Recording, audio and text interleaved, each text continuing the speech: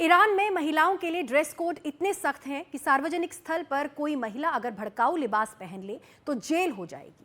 अगर किसी यूनिवर्सिटी में कोई लड़की आजाद ख्यालों के साथ अपनी मर्जी का लिबास पहनकर चली जाए तो उस पर कोड़े बरसाए जाएंगे, क्योंकि ईरान का कानून किसी महिला की आज़ादी और इच्छा को गुनाह मानता है। यह हाल तब है जबकि ईरान में तमाम महिलाओं ने विरोध का झंडा बुलंद किया। 2 साल पहले एक कुर्द लड़की की मौत ने ईरान को हिला दिया था, लेकिन महिला विरोधी सोच अब तक नहीं हिली है।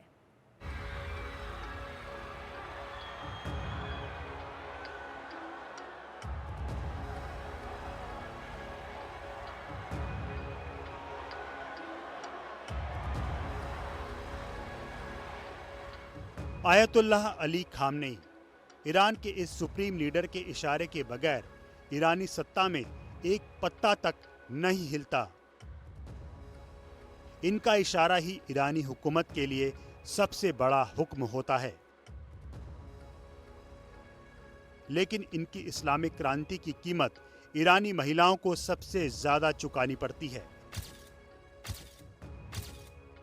इसीलिए वो विरोध का झंडा बुलंद करती हैं, कभी मसहा अमीनी के रूप में, कभी दारियाबी के रूप में।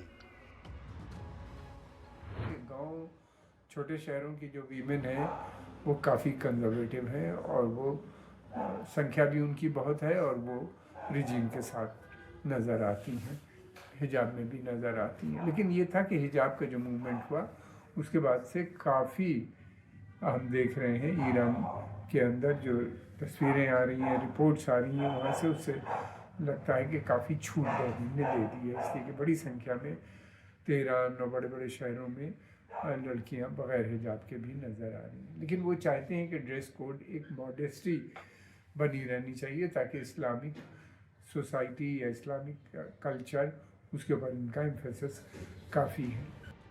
ईरानी संविधान के मुताबिक महिलाएं सार्वजनिक स्थलों पर भड़काऊ लिबास नहीं पहन सकती। अगर वो ऐसा करती हैं तो इसके लिए 10 साल जेल का प्रावधान है। 2 साल पहले किसी यूनिवर्सिटी के अंदर ड्रेस कोड से जुड़े कानूनों को और ज्यादा कड़ा कर दिया गया था। उन कानूनों को तोड़ने वाली महिलाओं को सजा के रूप में 74 कोड़े और 35,000 रुपए तक जुर्माना लगाने की बात की गई। लेकिन ईरानी हुकूमत की दमन की इन नीतियों और कानूनों से महिलाओं ने अपनी आवाज को दबाया नहीं। उन्हें जब मौका मिला उन्होंने हिजाब की बंदिशों से निकलने के लिए अपने हक के लिए लड़ने में हिचकिचाहट नहीं दिखाई, भले ही उनके आंदोलन कभी कामयाब होते नहीं दिखे। ईरान की इस रिजीम ने डेवलपमेंट, एजुकेशन, इन 2-3 मुद्दों पे बहुत ध्यान दिया है। उनके जो प्रोग्राम्स हैं, आप देखिए न्यूक्लियर प्रोग्राम उनका बहुत विस्तार से फैला हुआ है और उन्होंने काफ़ी सिविल न्यूक्लियर क्षेत्र में काफ़ी काम भी किए हैं, इलेक्ट्रिसिटी के अलावा हेल्थ सर्विसेज में भी। फिर उसके अलावा उनका स्पेस प्रोग्राम भी है। उसके अलावा ये भी कि सेल्फ रिलायंस उनकी पॉलिसी है। डिफेंस सेक्टर में उन्होंने काफ़ी अच्छे मिसाइल और ड्रोन्स ये सब बनाए हैं।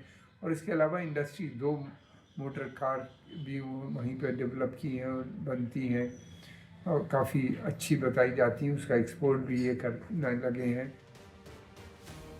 ये तस्वीर अप्रैल 2018 की है। ईरान की राजधानी तेहरान में एक महिला ने ढीला हिजाब पहना तो महिला मोरालिटी पुलिस अधिकारी ने उसकी सरेआम पिटाई कर दी।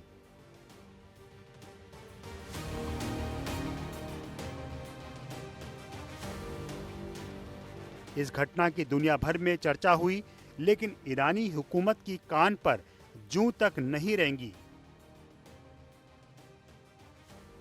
लेकिन 4 साल बाद 2022 में कुर्दिस्तान प्रांत की रहने वाली 22 साल की महसा अमीनी की पुलिस हिरासत में मौत पर मचे बवाल ने ईरानी हुकूमत को परेशान कर दिया। तब अमीनी को ईरान की मोरालिटी पुलिस ने हिजाब को सही तरीके से नहीं पहनने के आरोप में गिरफ्तार किया था। यहाँ तक कि अमीनी को डिटेंशन सेंटर में ले जाते पुलिस ने उसके कपड़े तक फाड़ दिए और उससे मारपीट भी की। बाद में अस्पताल में महसा अमीनी की मौत हो गई। तब महसा अमीनी के जनाजे में बड़ी संख्या में लोग शामिल हुए थे। जनाजे में शामिल महिलाओं ने विरोध में अपने हिजाब उतार दिए थे। कई महिलाओं ने हिजाब के विरोध में अपने बाल कटवा दिए थे। हिजाब के खिलाफ उस प्रोटेस्ट के दौरान 550 से ज्यादा लोगों की मौत हुई।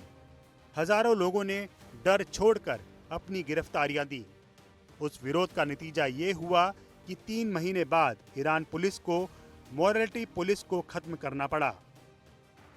ईरान की हुकूमत और सेना अमेरिका, इजराइल जैसे दुश्मनों से अपना लहजा बदला लेने की धमकी तो देती है, लेकिन अपने देश के महिलाओं के प्रति अपना लहजा बदलने को तैयार नहीं दिखती।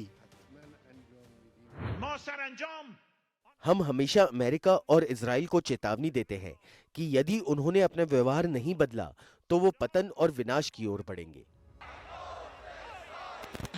दरअसल ईरान को बाहरी मोर्चे पर अगर इजराइल जैसे देश से जूझना पड़ रहा है तो अंदर महिलाओं के आक्रोश से। Bureau report, NDTV India.